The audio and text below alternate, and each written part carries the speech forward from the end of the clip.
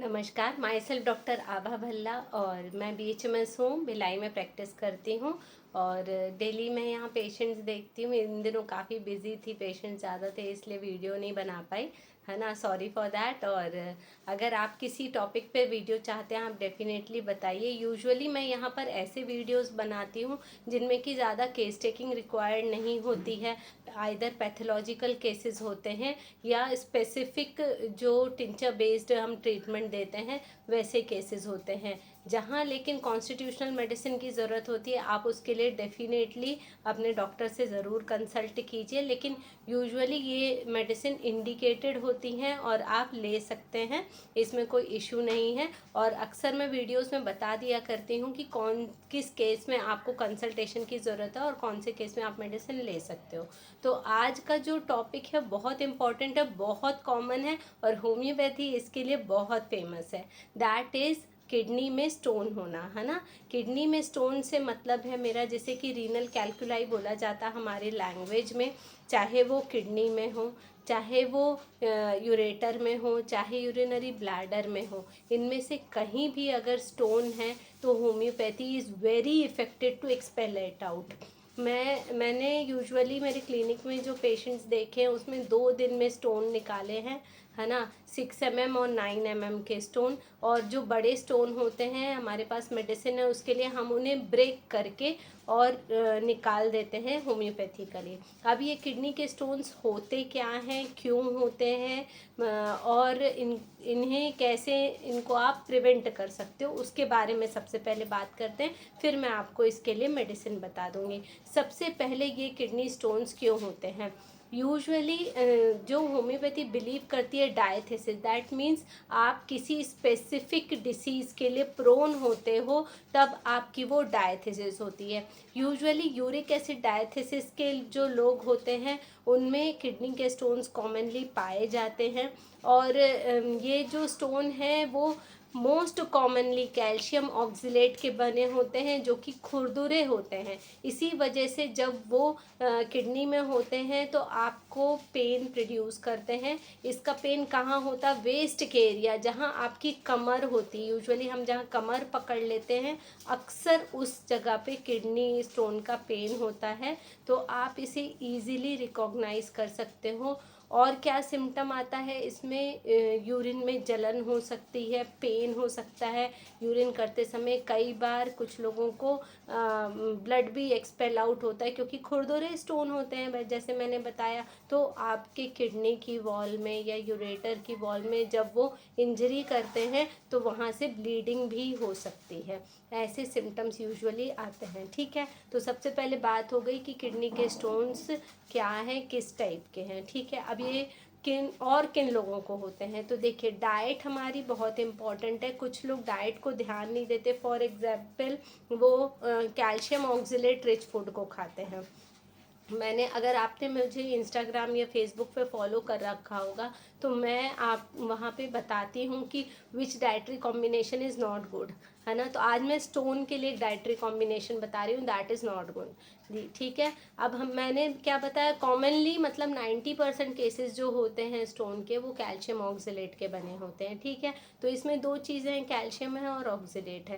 Calcium किन किन चीज़ों में आपको पता है ना, मोस्टली सबको पता रहता है, दूध में, दही में, केले में और तिल में, मखाने में, बहुत सारे सामान में कैल्शियम होता है। तो दूध का मतलब डेयरी प्रोडक्ट हो गया, है ना, पनीर वनीर भी इंक्लूड हो गया।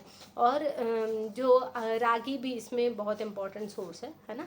ऑक्जिलेट कंटेनिंग फूड कौन से हैं, जैसे आपकी पालक है, राजमा है, जो टमाटर के बीज हैं वो, ये सब ऑक्जिलेट कंटेनिंग है। तो अब आप ये सोचो, जो मैंने ऑक्जिलेट और कैल्शियम रिच जो फूड बताए, अगर आप इन दोनों को साथ में कंज्यूम करोगे तो आपके किडनी के लिए आपने स्टोन का सामान दिया है, सीधी सी बात है। फॉर एग्जाम्पल अगर आप बहुत दिल से पालक पनीर खाते हो, है ना, तो पालक is oxalate and paneer is calcium, है ना। तो कैल्शियम ऑक्जिलेट आपने खा लिया, उसको प्रिवेंट कैसे करना है ये रील में देखना, वो मैंने बताया। क्या पालक पनीर खाना गलत नहीं है लेकिन उसको क्या तरीका वो मैंने वहाँ बताया है। सेकेंडली, जब भी आप ऑक्जिलेट कंटेनिंग फूड खाते हो ना तो कोशिश करो 3 से 4 घंटे तक ना आप कैल्शियम कंटेनिंग फूड मत खाओ। फॉर एग्जाम्पल अगर आप राजमा खा रहे हो तो उसके साथ दही इंटेक मत खाओ, या 3-4 घंटे तक दूध मत पियो, या अगर राजमा खा रहे हो तो पनीर की सब्जी मत खाओ।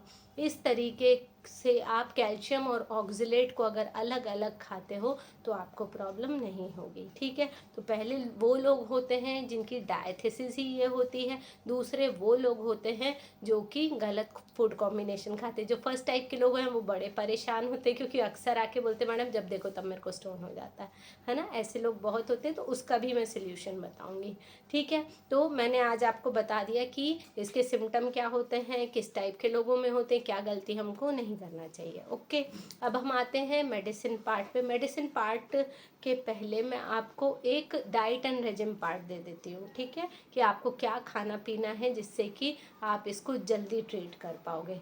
सबसे पहले वो तो पता ही होगा आपको, 3 से 5 लीटर आपको पानी पीना है, क्योंकि water is required to flush it out from kidney, है ना। आप पानी नहीं पियोगे तो किस में घुल के वो जाएगा, यूरिन से बाहर निकलेगा, है ना। तो इसीलिए पानी तो आपको पीना ही है 3 से 5 लीटर।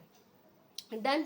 इसके बाद आपको विटामिन सी कंटेनिंग फूड को रेगुलर इनटेक करना है। फॉर एग्जांपल संतरा है, लेमन है, जाम गुआवा है, आपके यहाँ भी क्या बोलते हैं ना गुआवा को, वो है, मौसम्मी है, पाइनएप्पल है, ये सारे जितने भी विटामिन सी रिच फूड है ना, उनको आपको डेली अपने डाइट में ऐड करना है, जिससे कि यूरिनरी ट्रैक का इन्फेक्शन आपको नहीं होगा। कई लोगों को इन्फेक्शन भी हो जाता है, तो वो भी एक इशू है, ठीक है। तो ये बातों का आप ध्यान दीजिए और अपने डाइट का, फूड का ध्यान दीजिए। अब आते हैं हम होम्योपैथिक पार्ट पर। तो आज आपको सिर्फ 2 मेडिसिन बता रही हूँ। 2 मेडिसिन क्यों बता रही हूँ, क्योंकि मेडिसिन बहुत सारी है। जब हम सोनोग्राफी देखते हैं किस टाइप का स्टोन है, उसका लोकेशन देखते हैं, तब हम स्पेसिफिक मेडिसिन पर जाते हैं, और तभी स्टोन 2-2 दिन में निकल भी जाते हैं, है ना। मैं सबसे पहले पेशेंट आते हुए पूछती हूँ कितने दिन में निकालना है, ये बता दो, कितना टाइम है आपके पास, है ना, ऐसे पूछती हूँ। तो वो सब रिपोर्ट देख के समझ में आ जाता है। तो इसलिए अगर आपको भी कंसल्ट करना है, आप भी परेशान हो उससे, तो आप दिए हुए नंबर पर आप कांटेक्ट कर सकते हो, ऑनलाइन कंसल्टेशन आप बुक कर सकते हो, ठीक है। फिलहाल मैं 2 मेडिसिन बता रही हूँ जो कि सबसे कॉमन है, क्योंकि ये प्लेटफॉर्म ऐसा है जहाँ मुझे मोस्ट कॉमन ही बताना, मैं स्पेसिफिक पेशेंट वाइज नहीं बता सकती, ठीक है।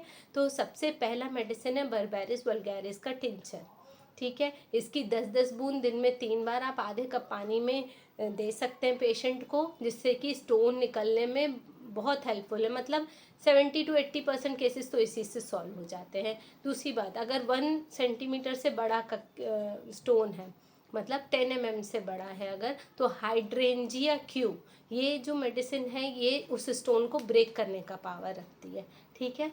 तोड़ेगी, छोटे छोटे टुकड़े में हो जाएगा, जिससे कि स्टोन इजीली निकल जाएगा। पानी तो आप पियेंगे ही ज़्यादा, ठीक है। तो ये 2 मेडिसिन मैंने कॉमन मेडिसिन बताई।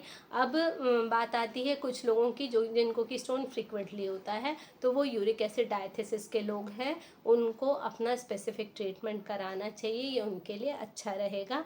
सेकेंडली, वो बर्बेरिस वल्गैरिस मदर टिंचर को अगर कुछ समय तक, लगभग 2 महीने तक मेंटेनिंग डोज में 5-5 ड्रॉप पीते रहेंगे, तो उनको स्टोन होने के चांसेस बहुत कम हो जाएंगे, ठीक है। उम्मीद करती हूँ ये वीडियो कहीं ना कहीं काम आया होगा आपके। अगर आपके किसी पहचान में कोई सफ़र कर रहा है स्टोन से, तो प्लीज़ फॉरवर्ड कर दीजिए। अगर कुछ जानकारी भी पसंद आई है तो लाइक कर दीजिए, वीडियो को शेयर कर दीजिए, मेरे चैनल को सब्सक्राइब कीजिए। कोशिश करती हूँ हर हफ्ते एक वीडियो देने का, कभी कभी नहीं हो पाता है ना। और मेरे इंस्टाग्राम और फेसबुक के जो आईडीज़ हैं वो भी दिए हुए हैं, वहाँ फॉलो कर लीजिए, क्योंकि आपको डेली में बहुत सारी जानकारी वहाँ पे मिलेगी। जल्दी मिलते हैं नए वीडियो में, तब तक स्टे हेल्दी, स्टे फिट।